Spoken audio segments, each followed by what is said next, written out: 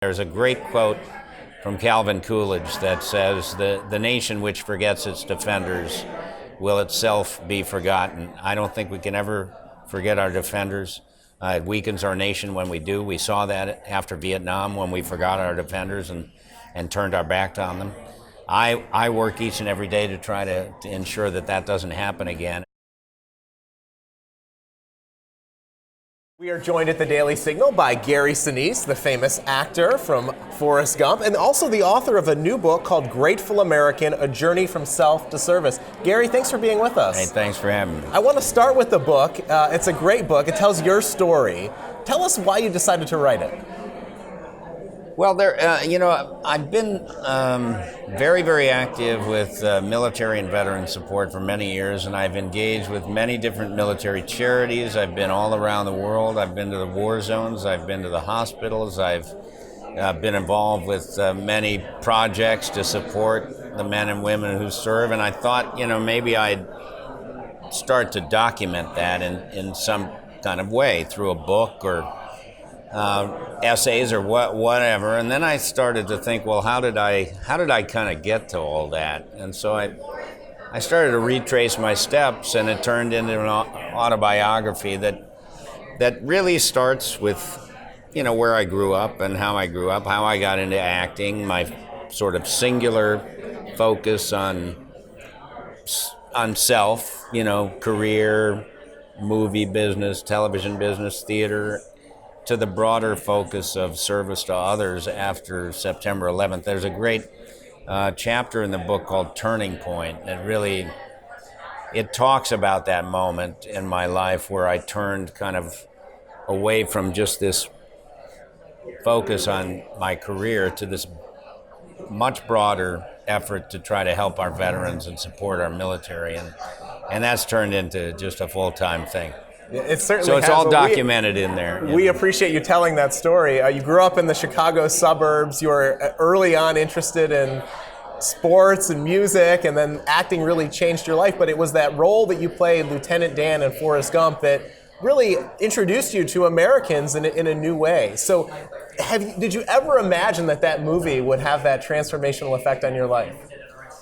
Well, not at the time. I knew I was working with good people. Tom Hanks was very, very, popular at the time. Bob Zemeckis was an outstanding director. He'd already directed the Back to the Future series and Roger Rabbit and, very, very successful films. So I knew I was working with a lot of good people. So that's a good start.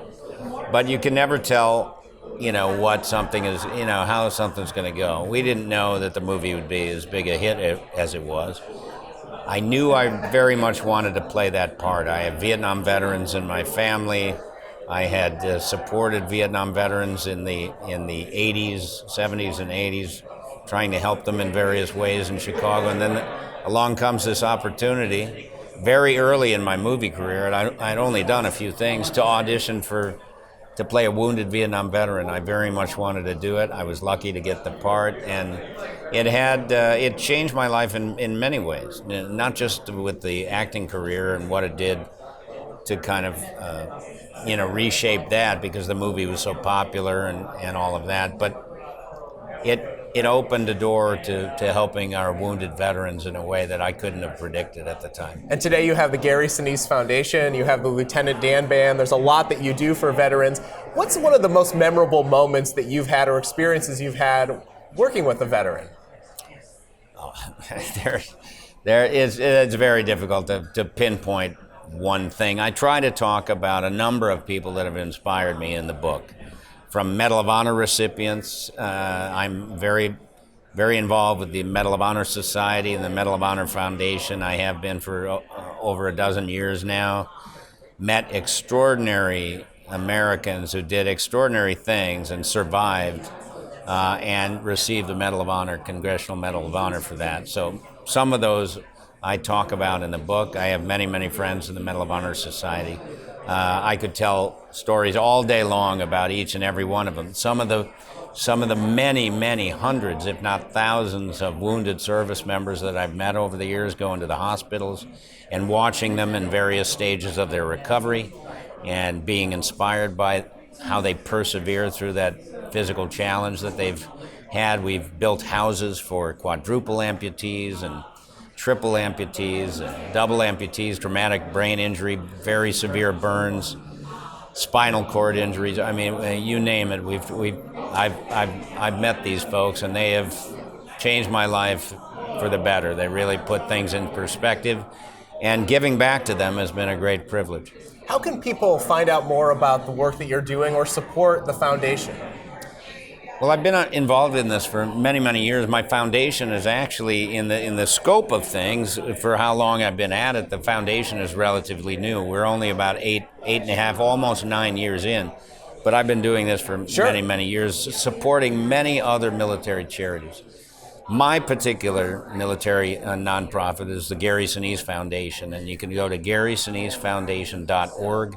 You can pick up a copy of Grateful American, learn the story of how I got into this and why I'm so passionately involved in it, why I care so much about it, what my goals are in the future. You can learn some of those things at the Gary Sinise Foundation.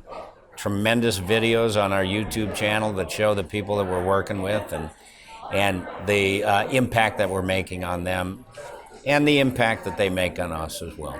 You wrote a piece that people can find on, our listeners can find on the Daily Signal on the 10th anniversary of 9/11 and how that day had a profound impact on your life and how it changed your thinking. The work that you do supports not only veterans, but as I understand it, first responders and others who come to the aid of others. So can you talk a little bit about where we stand? I mean, we've just had a terrible attack in Sri Lanka. I mean, terrorism is still having a profound effect across the globe. No question, and our people are still getting hurt. I mean, we lose people every month. You know, they get blown up or hurt. We just there was just a funeral just today for a firefighter in New York City, who also was serving the Marine Corps and was killed. Just terrible things that continue to happen. Our Gold Star families, there's thousands of them. We take care of them.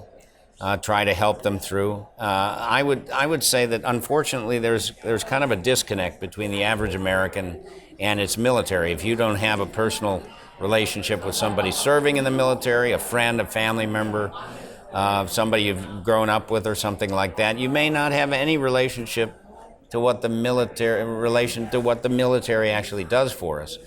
I would caution that that puts us in jeopardy. There's a great quote from Calvin Coolidge that says, the nation which forgets its defenders will itself be forgotten. I don't think we can ever forget our defenders.